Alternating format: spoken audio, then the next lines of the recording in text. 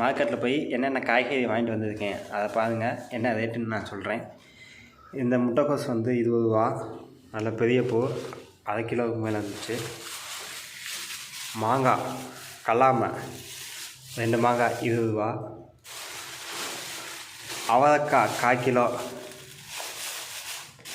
அவரைக்காய் 1/4 கிலோ 20.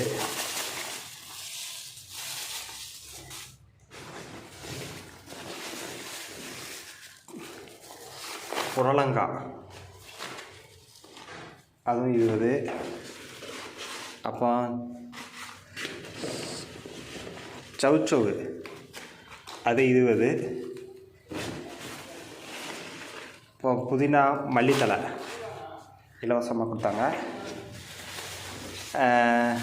சிவப்பு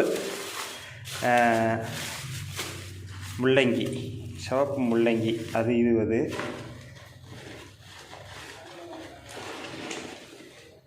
beans 1/2 kilo வாங்கினேன், அதுவும் 20.